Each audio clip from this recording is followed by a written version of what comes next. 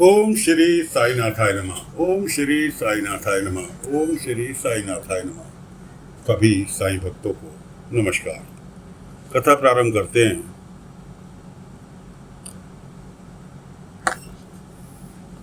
शिरडी में गणेश उत्सव की तैयारी हो रही है और बाबा बच्चों के साथ मिलकर दूब घास का हार तैयार कर रहे हैं गणपति बाबा को अर्पित करने के लिए। बाईजा माँ का जो भतीजा बहन का लड़का, दो बेटे हैं, दोनों शादीशुदा, बड़े बेटे के दो बच्चे, दो लड़के, एक लड़का छोटे भाई को गोद दे दिया।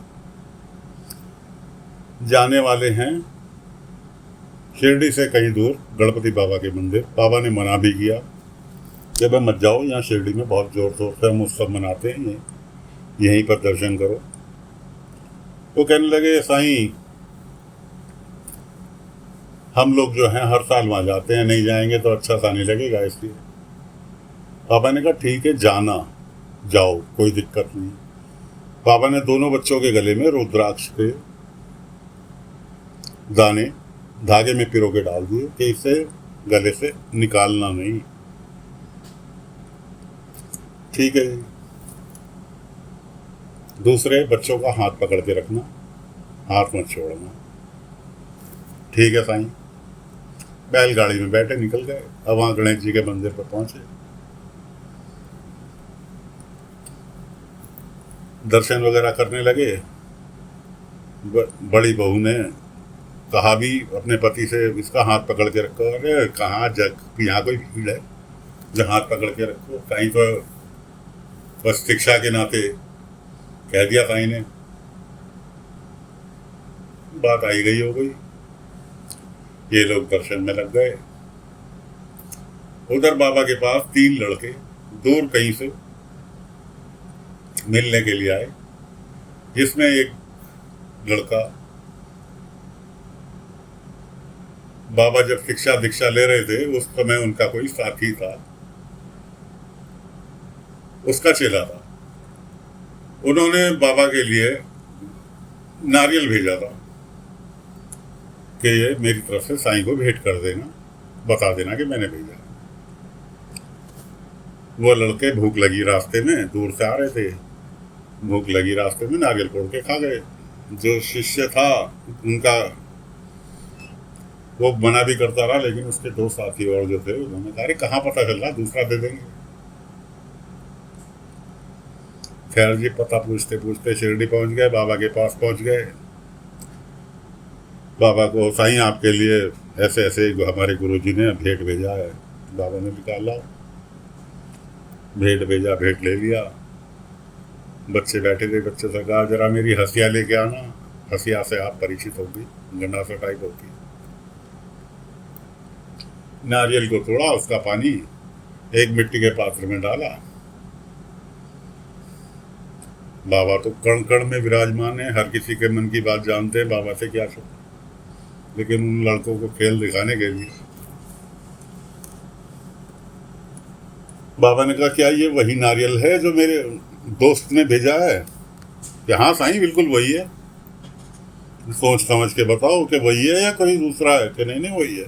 साथी भी हाँ मिलाने लगे।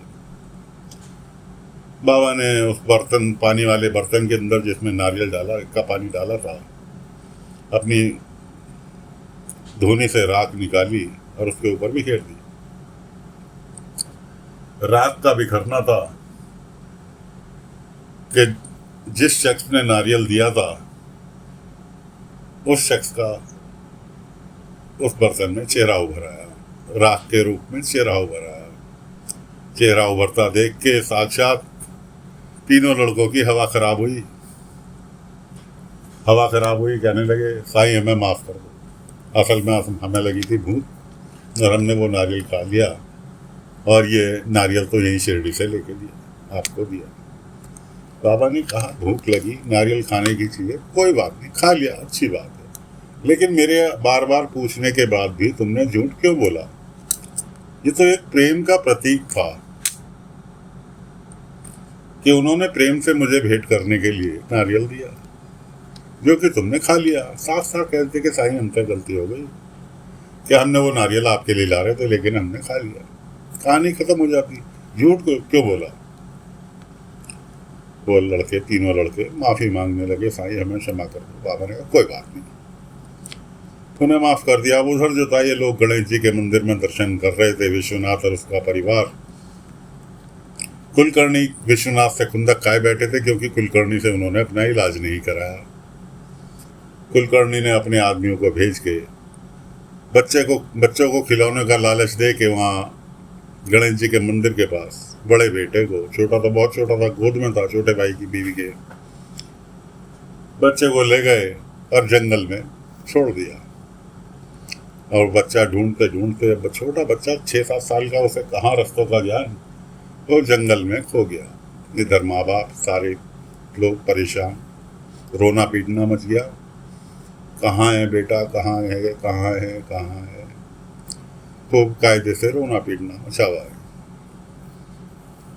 पुलिस वाले आए, पुलिस वालों को रिपोर्ट भी लिखा दी कि जी ऐसे ऐसे हमारा बच्चा गुम हो गया। उन्होंने कहा चिंता मत करो, यहाँ हम आपके बेटे को ढूंढ के आपके पास तक पहुँचा देंगे, आप बेफिक्र रहो। लेकिन कौन बेफिक्र रहता, कौन माँ बाप जिनका बेटा 6-7 साल का बेटा गुम हो जाए। खैर जैसे तैसे रोते पीटते वो शिरडी आए। शिरडी आ गए, कोई बात नहीं, बाबा के पास तक भी खबर पहुंची। बाबा ने कहा, भाईजामा कहने लगी साईं तुम्हें पता है? उन्होंने कहा हाँ मुझे पता है, मुझे शिरडी की सीमा पर वो लोग मिले थे, मैंने उन्हें आगाह भी किया था। भाईजामा कहने लगी साईं आप तो सब जानते हो, फिर आगा। बाबा ने कहा होनी को कौन टाल सकता है भाईजामा, चेताना मेरा काम था, मैंने चेताया, लेकिन उसके बाद होनी तो सवार थी, मेरी बात को नजरअंदाज कर दिया, होनी होके रहेगी। खैर बाबा ने बालक का रूप रखा और वहां जंगलों में पहुंच गए। एक बुढ़िया माई जिन्हें कोई सूखी लकड़ी कह के गीली लकड़ी दे गया था, लड़का बेच गया था, अब वो सूखी लकड़ी की तलाश में जंगल में भटक रही थी। ये आजकल के तो बच्चे बूढ़े बुजुर्गों को बेवकूफ बना देते हैं। सूखी लकड़ी मांगी थी, सूखी कह के गीली दे गया, भटको सूखी लकड़ी के लिए। जंगल में भटक रही थी, बाबा ने एक लड़के का रूप रखा, बूढ़ी माई के पास पहुंच गए। बूढ़ी माई से कि माँ जी, कि आज ही आपको लकड़ी चाहिए, सूखी लकड़ी चाहिए। उन्होंने कहा बेवकूफ मत बना, तेरे जैसे ही था अभी जो मुझे लकड़ी बेच के गया गीली। कि नहीं नहीं आजी मैं लकड़ी बेच नहीं रहा, यहाँ से 10 कदम आगे जाओगे तो वहाँ सूखी लकड़ी का गट्ठा पड़ा, ले लेना, मेरा भाई वहीं मिलेगा। खैर बूढ़ी माइया और 10 कदम आगे चली गई, लकड़ी का तो गट्ठर मिल गया, लेकिन कहने लगी यहाँ बस कह रहा था कि भाई मिलेगा, मेरा भाई तो कोई नहीं है। इतनी देर में उनके कानों में बच्चे के सिसकने की आवाज आई। दूर पेड़ के पीछे जो इनका बेटा खोया था जंगलों में, वो बैठा सिसक रहा था। वो उसके पास पहुंची, उसने कहा जी ऐसे ऐसे मैं अपना रास्ता भटक गया हूँ, अपने परिवार से बिछड़ गया हूँ और मुझे रास्ता भी नहीं पता शिरडी तक जाने का। उन्होंने उसे गले से लगाया, पुचकारा और अपने साथ ले गई। तो दोस्तों फिलहाल कथा को यहीं पे विराम दे रहे हैं। बच्चा सुरक्षित है, एक बूढ़ी माँ जी उसे अपने साथ अपने घर ले गई। अब कैसे माँ बाप तक बच्चा पहुंचेगा? पहुंचा। अगले अंक में आगे की कथा लेकर फिर हाजिर होंगे। तब तक के लिए आज्ञा दीजिए। ओम साई राम, ओम साई राम, ओम साई राम, ओम साई राम।